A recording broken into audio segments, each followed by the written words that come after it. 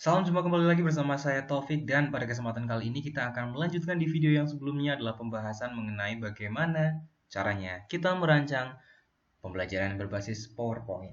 Nah, di part kedua ini yang akan kita bahas adalah mengenai bagaimana kemudian kita akan memilih sebuah warna dan kemudian melakukan manajemen teks di dalam sebuah PowerPoint ini. Jadi di bagian pertama, kalau misalkan teman-teman belum menyaksikan, silahkan langsung menuju ke part 1 saja. Di sana ada pembahasan mengenai gimana caranya membuat konsep dan juga membuat layout di PowerPoint ini. Nah, langsung saja tanpa berlama-lama kita masuk bagaimana kemudian kita akan bermain warna pada pembahasan kali ini.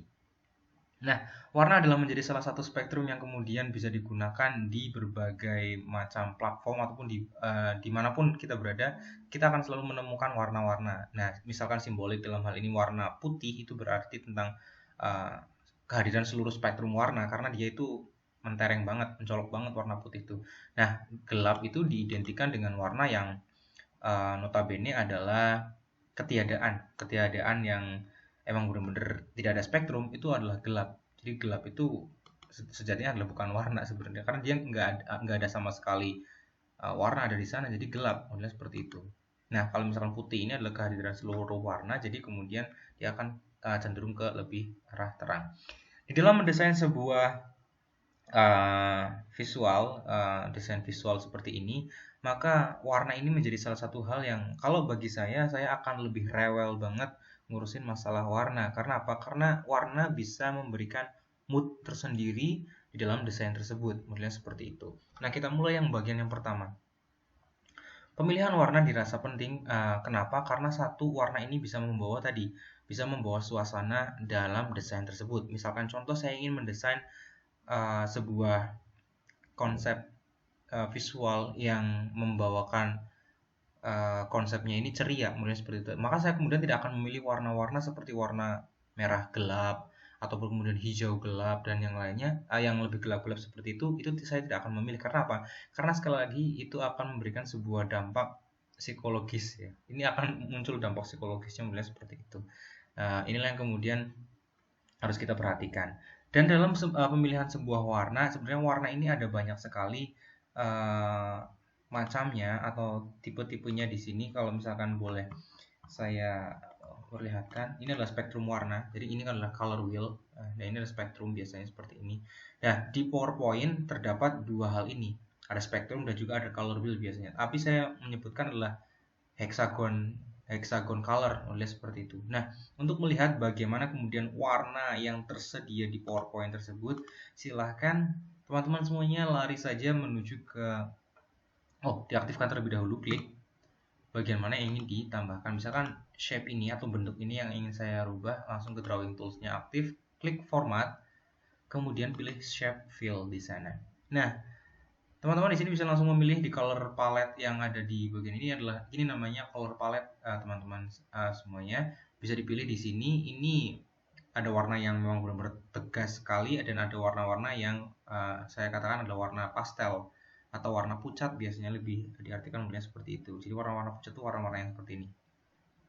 Mereka tidak memiliki spektrum yang kuat, modelnya seperti itu. Jadi inilah yang bisa dipilih oleh teman-teman semuanya. Tapi kalau misalkan dirasa warna ini agak kurang gimana ya, saya ingin biru yang agak lebih terang, saya ingin warna oranye yang agak gelap sedikit misalkan. Cara mengaturnya seperti apa? Lari saja ke bagian more fill colors atau bagian pewarnaan lebih, modelnya seperti itu. Nah, di sini mereka akan menampilkan custom spectrum. Jadi di sini spektrum sama seperti tadi yang kemudian saya tampilkan di sini. Nah, di bagian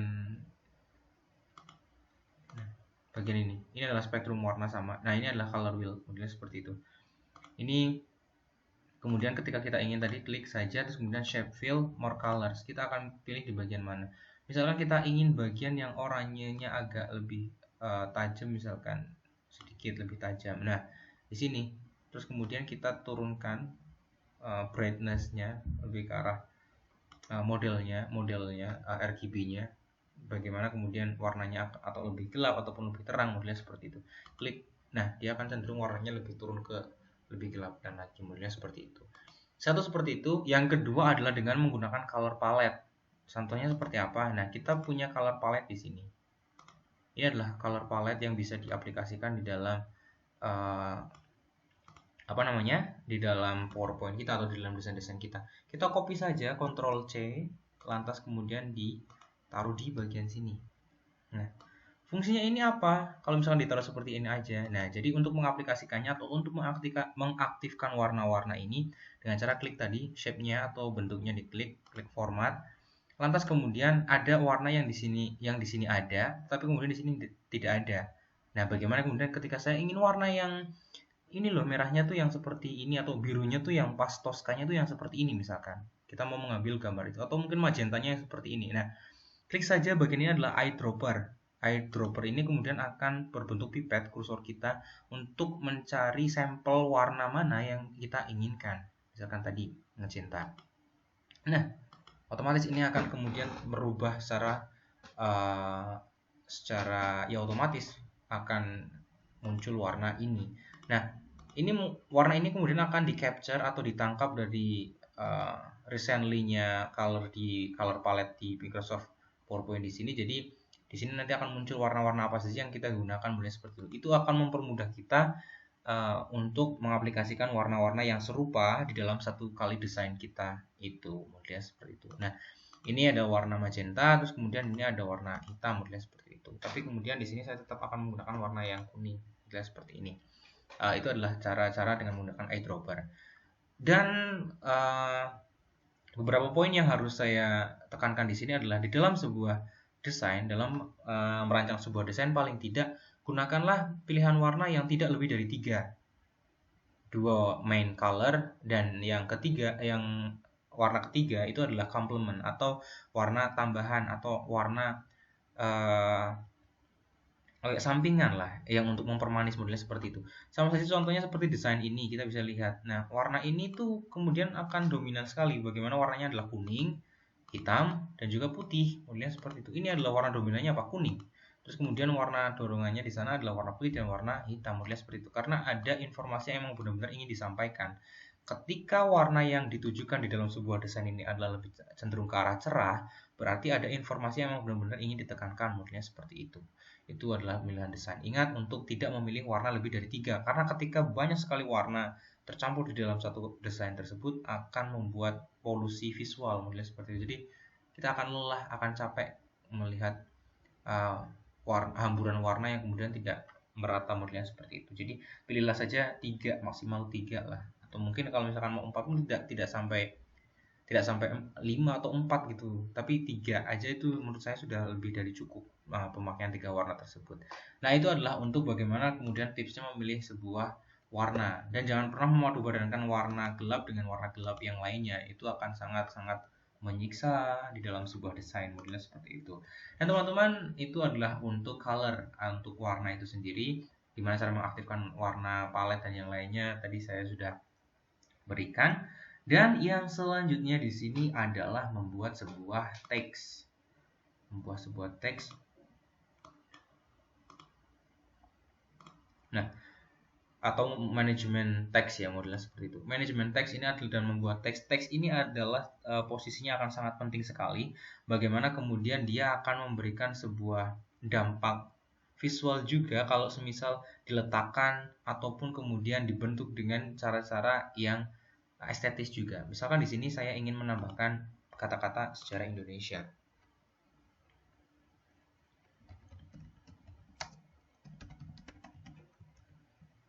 Seperti ini.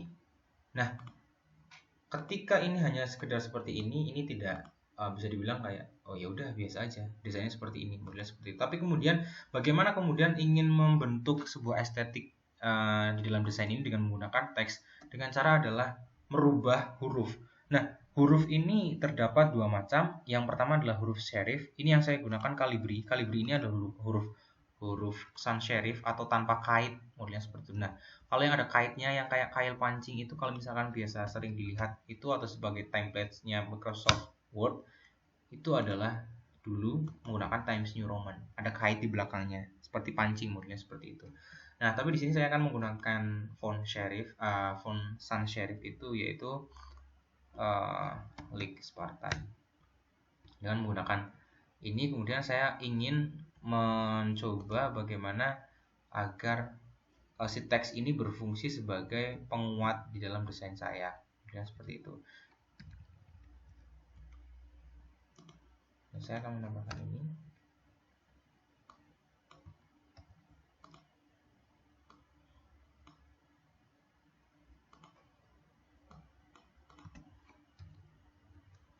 Ini kemudian saya tambahkan di bagian sini, dan ada tambahan lagi yaitu, nah, dengan cara-cara seperti ini kita akan melihat bagaimana kemudian ada highlight tersendiri di dalam desain ini. Nah, ini kalau misalkan orang-orang melihat ini kok seperti tabrakan dan yang lain dan segala macam. Nah, ini adalah out frame design, lebih bisa dikatakan seperti itu. Itu adalah bagaimana kemudian model desain yang keluar dari pakem-pakemnya, kemudian seperti itu. Modelnya harus modelnya memang ada model-model yang seperti ini, tapi kalau misalkan teman-teman menghendaki seperti ini pun tidak ada masalah sebenarnya. Tapi kemudian saya ingin bagian sini saja. Nah, bagaimana mengkolaborasikan tulisan ini agar lebih estetik? Nah, kalau misalkan semuanya sejajar atau homogen seperti ini, fontnya akan sangat membosankan. Nah, saya ingin bagian atasnya ini coba kita kecilkan. Nah, seperti ini. Lantas kemudian ini kecil dan besar akan menimbulkan efek yang lebih dinamis karena heterogen size-nya, kemudian seperti itu. Dan di bagian bawah saya ingin mencoba menambahkan judul dari mata pelajaran apa yang kemudian akan diberikan, misalkan. Di sini saya detik-detik kemerdekaan Indonesia 1945 sampai sekarang, katakanlah seperti itu. Ini adalah judul dari materi saya misalkan. Nah, seperti ini pun kita sudah mendapati sebuah desain yang lebih dinamis. Karena apa? Karena memang terdapat perbedaan dari font yang atas, tengah, dan juga bawah, kemudian seperti itu. Nah, biasanya di bagian bawah akan saya gantikan dengan ukuran yang lebih dengan font yang tidak balok dengan modelnya seperti ini. Ini juga akan menimbulkan sebuah efek yang lain di dalam sebuah desain ini, modelnya seperti itu. Nah, ini adalah pemilihan sebuah font. Font pun sama dengan warna. Saya coba untuk memberikan kepada teman-teman semuanya bagaimana ketika memilih sebuah font, maksimal di dalam sebuah desain itu adalah pakai 2 aja.